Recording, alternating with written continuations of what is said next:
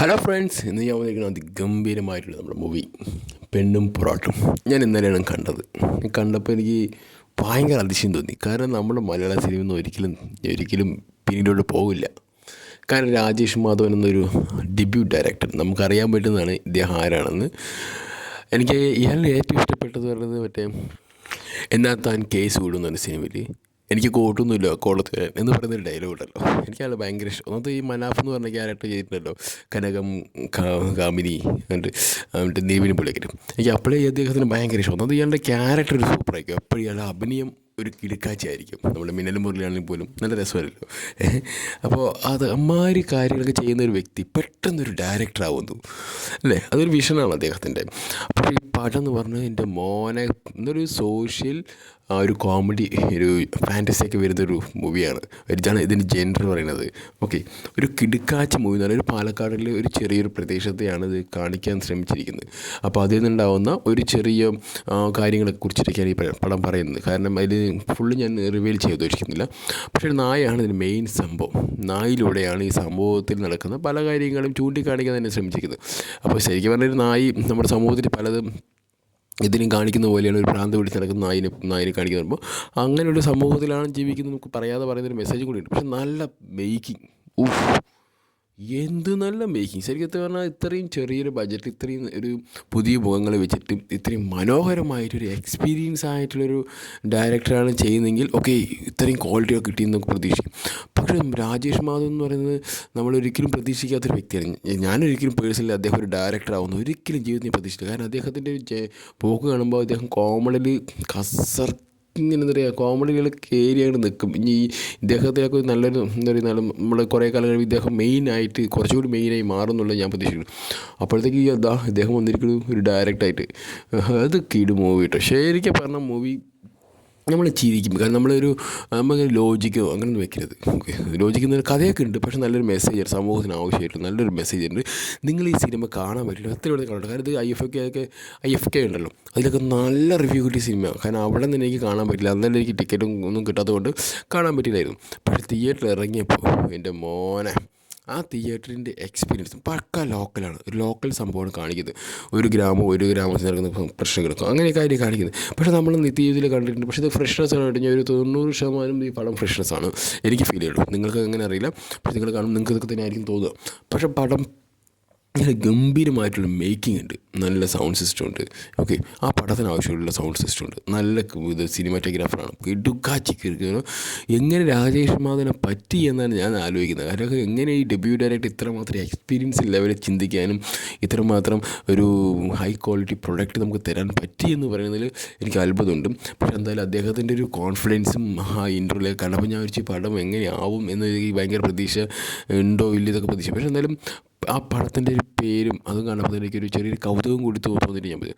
പിന്നെ അതൊന്ന് രണ്ടാമത്തെ ഇതിലും IFKയിലൊക്കെ നല്ല റിവ്യൂ ഒന്ന് കിട്ടിയെന്ന് പറയുമ്പോൾ അപ്പോൾ അതും കൊണ്ട് ആയപ്പോൾ എനിക്ക് ഓക്കെ, പടം സംതിങ് ഈസ് ദർ, നമ്മളെ കൊടുക്കുന്ന ക്യാഷ് നമുക്ക് ഒരു വാല്യൂ ഉണ്ട് എന്ന് കണ്ടിട്ടാണ് ഞാൻ ഈ സിനിമ കാണാൻ പോയത്. കണ്ടു തുടങ്ങിയപ്പോൾ ഉണ്ടല്ലോ, നമ്മൾ അറിഞ്ഞോ അറിയാതെ ആ സിനിമയുടെ ഭാഗമായി മാറി. ആ ഓരോ ക്യാരക്ടറും ഓരോ നാട്ടുമ്പുറത്തുള്ള ആളുകളിൽ അത് നമ്മളുടെ നാട്ടുമ്പുറമൊക്കെ ആയിട്ട് നമുക്ക് ചിലപ്പോൾ കണക്ട് ചെയ്യാനൊക്കെ പറ്റിയെന്ന് വരും. അങ്ങനെയൊക്കെ ആയിട്ട് പക്ഷേ നല്ല രസമാണ്. ചില ഫാൻറ്റസി ആയിട്ട് പോകുന്ന അതിലൂടെയാണ് കഥ പോകുന്നത്.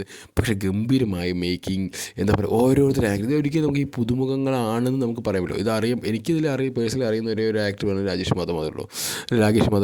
അദ്ദേഹം മാത്രമേ ഈ സിനിമയിൽ എനിക്ക് അറിയുന്നുള്ളൂ. വേറെ ഒരൊറ്റാളെ എനിക്ക് അറിയത്തില്ല. സത്യം പറഞ്ഞാൽ നമ്മൾ എല്ലാം പുതുമുഖമല്ലോ, പിന്നെ അറിയാത്തവരാണ്. പിന്നെ പലരും പല സീനിലൊക്കെ ചെറിയ ചെറിയ റോളിലൊക്കെ വല്ല ഷോർട്ട് ഫിലിമിലൊക്കെ വന്നവരുണ്ട്. പക്ഷേ അതൊന്നും കഴിയുമ്പോൾ അവരൊന്നും നോട്ടീസ് ചെയ്തിട്ടില്ല. അതൊക്കെ നമ്മുടെ തെറ്റന്നായിരിക്കും. പക്ഷേ അവരിലൊക്കെ ഒരു നല്ലൊരു കല അല്ലെങ്കിൽ നല്ലൊരു അഭിനേത്രി, നല്ലൊരു അഭിനയം പ്രതിഭകളുണ്ടെന്ന് നമ്മുടെ രാജേഷ് മാധവൻ കണ്ടുപിടിച്ചിട്ടുണ്ടെങ്കിൽ അത് അദ്ദേഹത്തിന് വലിയൊരു ഹാറ്റ്സ് ഓഫ് ആണ്. Big thank bro. കാരണം ഇത്രയും നല്ലൊരു ആക്ടേഴ്സിനെ മലയാള സിനിമയ്ക്ക് സമ്മാനിച്ചതിന് ഞാൻ ഏറ്റവും കൂടുതൽ താങ്ക് യു പറയട്ടെ. കാരണം അതിൽ ഓരോ കഥാപാത്രം നമ്മൾ എടുക്കുകയാണെങ്കിൽ ഓരോ കഥാപാത്രം നമ്മുടെ സമൂഹത്തിൽ കണ്ടും മറന്നും പോയിട്ടുള്ള കഥാപാത്രങ്ങളായിട്ടാണ് എനിക്ക് തോന്നിയത്. നമുക്ക് ഓരോരുത്തർക്കും ചിലപ്പോൾ പെട്ടെന്ന് കണക്ട് ചെയ്യാൻ പറ്റും. നമുക്ക് ഇതൊരുപാട് മറ്റൊരു യൂണിവേഴ്സിൽ നടക്കുന്ന സ്റ്റോറി എന്നല്ല, വളരെ ഒരു കുഞ്ഞു നാട്ടും പുറത്ത് നടക്കുന്ന ഒരു ചെറിയൊരു സ്റ്റോറിയാണ്. പക്ഷേ അതിന് ഭയങ്കര സിനിമാറ്റിക്കാക്കി മാറ്റിയിട്ട് നല്ലൊരു എൻ്റർടൈൻമെൻറ്റാക്കി കാരണം ഞാൻ എൻ്റെ ഏറ്റവും പറയുന്നത് നമുക്ക് സിനിമ ഒരു ചെറുതോ വലുതോ ആയിക്കോട്ടെ, പക്ഷേ അത് എൻ്റർടൈൻമെൻറ്റ് ആണോ അല്ലേ എന്നാണ് നമ്മൾ ശ്രദ്ധിക്കുന്നത്. പക്ഷേ ഈ സിനിമ 100% സിനിമാറ്റിക് എക്സ്പീരിയൻസ് നിങ്ങൾക്ക് എൻ്റർടൈൻമെൻറ്റ് വേണം. നിങ്ങൾക്ക് ഒരിക്കലും നിങ്ങൾ കൊടുക്കുന്ന ക്യാഷിന് ഇതിന് ഒരു മോശം വരുന്ന എനിക്ക് തോന്നുന്നില്ല. കാരണം എനിക്ക് ഭയങ്കരമായിട്ട് ക്ലിക്കായി സാധനമാണ്. കാരണം നല്ല ഒരു വെറൈറ്റി സ്റ്റോറിയാണ്, വെറൈറ്റി ആയിട്ടാണ് അവർ ഈ സിനിമ അപ്രോച്ച് ചെയ്തിരിക്കുന്നത്. ഈ അപ്രോച്ച് ഭയങ്കരമായിട്ട് സക്സസ്ഫുൾ ആയെന്നാണ് എനിക്ക് തോന്നി പേഴ്സണലി.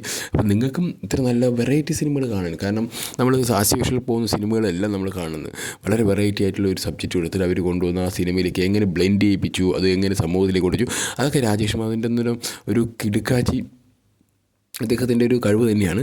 അതിൽ അഭിനയിച്ചിരിക്കുന്ന അഭിനേതാക്കളും എല്ലാം ഒന്നിനൊന്നിനും, അത് ആരും ഞാൻ ഇപ്പോൾ എടുത്ത് പറയുന്നത് കേട്ട് എനിക്കറിയത്തില്ല, അത്ര മനോഹരം. ഏതായാലും ഇതിൻ്റെ ഈ സിനിമ ശരിക്കും പറഞ്ഞാൽ ഈ സിനിമ വരാനുള്ള കാരണം ഇതിൻ്റെ മെയിൻ പ്രൊഡ്യൂസറാണ്. ഈ ഒരു കഥ കേട്ടിട്ട് എങ്ങനെയാണ് അദ്ദേഹം അക്സെപ്റ്റൻസ് ചെയ്തു എന്നുള്ളത് ചില വീഡിയോസൊക്കെ ഞാൻ കണ്ടായിരുന്നു. പക്ഷേ അദ്ദേഹത്തിൻ്റെ ഫ്രഷ്നെസ് കേട്ടപ്പോഴാണ് ഈ സിനിമ ഞാൻ സിനിമാറ്റിക്കായിട്ട് ചെയ്യണം പറഞ്ഞ കുരുവള അദ്ദേഹം തന്നെയാണ് ഡയറക്ടർ. പക്ഷേ അടിപൊളിയായിട്ട് മോനെ നിങ്ങൾ അടിപൊളി പ്രൊഡ്യൂസറാണ്. ഇങ്ങനെ ഒരു സിനിമയ്ക്ക് വന്ന് നിങ്ങൾ പ്രൊഡ്യൂസ് ചെയ്യാൻ കാണിച്ചൊരു മനസ്സും, അതുകൊണ്ടാണ് ഈ സിനിമ പുറത്ത് വന്നത്.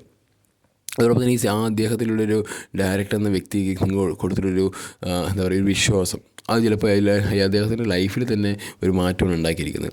അദ്ദേഹത്തിൻ്റെ കൂടെ ആ പുതിയ മുഖങ്ങൾക്കുള്ള അഭിനയിച്ചിട്ടുള്ള ഓരോ ആക്ടേഴ്സും എല്ലാവരും വളരെയധികം കടപ്പെടും. കാരണം അത്ര മനോഹരമായിട്ടുള്ള ഒരു ചെറിയൊരു കൺസെപ്റ്റ് നമ്മളിപ്പോൾ ഇപ്പോൾ ഫാൻറ്റസി ബേസിൽ ഇപ്പോൾ മൊത്തത്തിൽ കേരളത്തിൽ ഇപ്പോൾ എല്ലാ സിനിമകളും പോകുന്നത് ഫാൻറ്റസി ബേസിലായിട്ടാണ് പോയിക്കൊണ്ടിരിക്കുന്നത്. അത് നല്ലൊരു സൂചനയാണ്. നമ്മുടെ ഒരു കൈൻഡ് ഓഫ് മൂവിയുടെ ഒരു ടേസ്റ്റ് മാറുന്നതിനെക്കുറിച്ച് നല്ലൊരു അഭിപ്രായം തന്നെയാണ്. ഈ സിനിമ കണ്ടു തുടങ്ങുമ്പോൾ തന്നെ നിങ്ങൾക്ക് ഭയങ്കരമായിട്ട് കണക്റ്റ് ആവും. പക്ഷേ നിങ്ങൾക്ക് കുടുംബത്തോടെ പോയി കാണാം. ഇതൊരിക്കലും പക്ഷേ ഇതിൽ ലാംഗ്വേജ് പാലക്കാടിൻ്റെ ഒരു ഭയങ്കര ഒരു ഉൾഗ്രാമത്തിൻ്റെ പ്രദേശത്തെ ലാംഗ്വേജ്, പക്ഷേ നിങ്ങൾക്ക് നമ്മളെ ക്ലിക്കാവും. കാരണം ക്ലിക്കാകാൻ വഴിയില്ല, കാരണം നമ്മളെല്ലാം മലയാളീസ് അല്ലേ. എല്ലാ ലാംഗ്വേജ് ഇപ്പം എത്രയൊക്കെ ലാംഗ്വേജും അറിയുന്നു, പക്ഷേ എല്ലാ കോമഡീസും ഭയങ്കര രസമാണ്. നമുക്ക് അതൊന്നും ഒരിക്കലും സ്ക്രീനിൽ നിന്ന് സ്ക്രീനിൽ നിന്ന് ഒരു നിമിഷം പോലും നമുക്ക് കണ്ണെടുക്കാൻ പറ്റില്ല.